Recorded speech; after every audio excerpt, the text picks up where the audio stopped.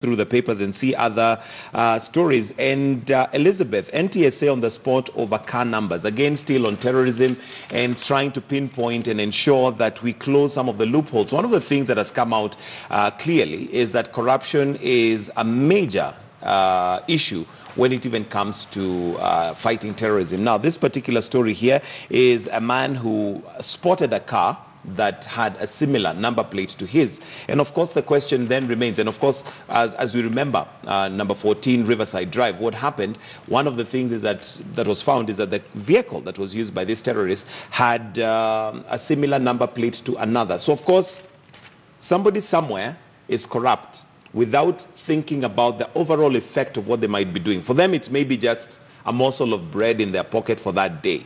But the overall effect to this country in terrorism. Maybe your thoughts on how we can fight this, because it's not a one-pronged approach. It's on page 3 of the Standard.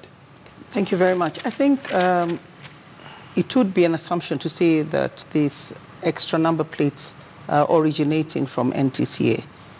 Why do I say that? Yes, the government does make number plates for vehicles, and I think they are made in the prisons, if I'm not wrong. And you can also find somebody could actually be making these number plates somewhere outside. But the fact that you see a number plate on a car and you know that it is actually gotten from the government, you assume that automatically somebody from the government may have been corrupt. There could have been a garage that number plate was made up. Have they checked and confirmed that indeed it was made within the government? Well, according to this particular story, the person who noticed that the car had a different number plate went to TIMS. TIMS is specifically manned by NTSA. Correct. And found that on the TIMS platform, details had been changed. Correct. He had a Subaru, it had been changed to a Toyota. Okay. The color had been changed. So there was definitely somebody on the inside. Yeah, then I agree, yes, corruption is there. We had a 2-day conference at Bombers on Thursday and Friday. And I think one thing that I also picked and I liked is like corruption begins with ourselves, me and you. There's a giver and a taker. So this giver could be the one who wants to commit the crime. The taker could be the government official who probably is doing it for some little money. How is the government looking into this to ensure that the representatives don't get into this sort of, crime. issues that can relate to crime? Because I may just want a quick number plate. Why aren't you questioning? Why am I allowing when I know that there's somebody else? Why am I changing? So then the buck stops with the person who's sitting in the government office, really. Absolutely. You may blame the person who paid, but the person in the government office must have thought, why do you need a similar number plate? Why do I need to change the names to read differently to somebody else? And the color of the car. There's definitely something that you're working out. Exactly. Karanja Kabage, help us understand, especially as Kenyans, that this issue of corruption, as much as the buck may stop with the government or the president, we are part of it. It seems to be something that is almost cancerous in our system to a point. I'll give you an example. The other day, somebody helped me get parking. And I mean, there was nothing illegitimate about it. He just helped me park. But I felt such a strong push to give him something. Corruption. To a point where what happened to just being a kind person? I don't know if you understand what I'm saying. If somebody did something for you, you almost feel a pressure to tip them. And sometimes you could do it out of just the kindness of your heart. But I decided not to, because I felt this pressure was because of the society that we live. Now that he has helped me park, I feel a pressure to just, give him something, which I did not. But Karanja Kabage, this issue of corruption is almost getting beyond us. It's not just a government thing.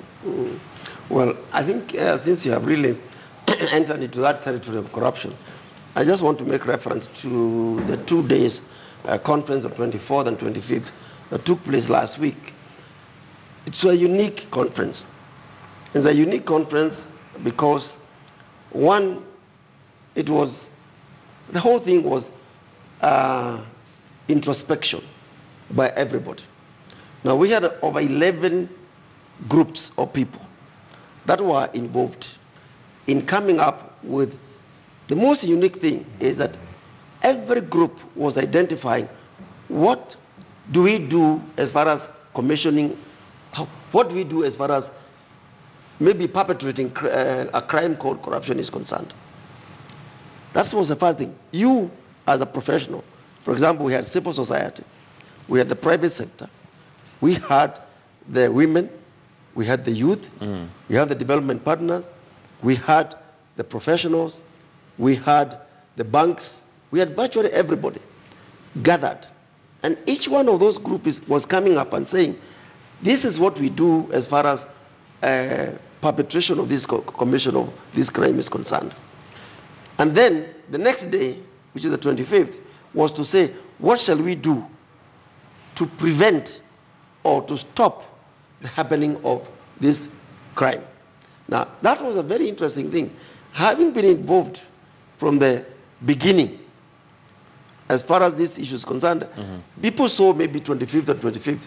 But let me tell you, it started on the 10th of May, 2018, a challenge by the president.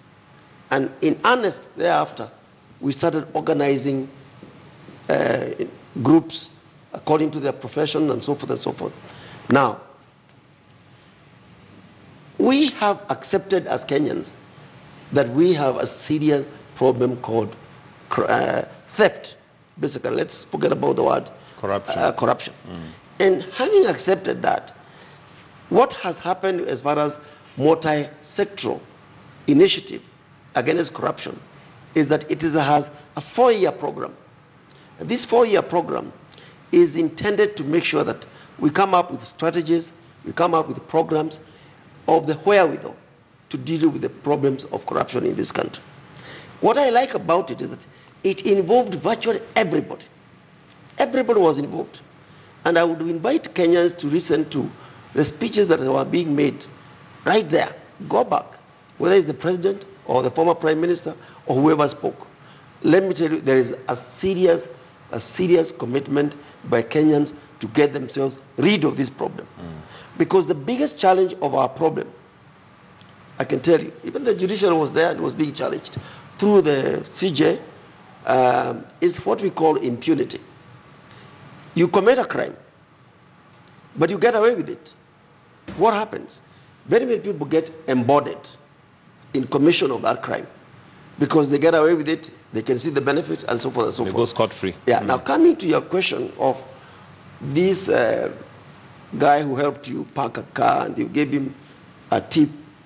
I did not, but I felt internal pressure. Yeah. By the way, the pressure was not from him. Yeah, that's it was just internal pressure. It's like you go to a hotel. You go to a hotel and somebody serves you very well and you give him a tip, all right? Now somebody might say, it's corruption.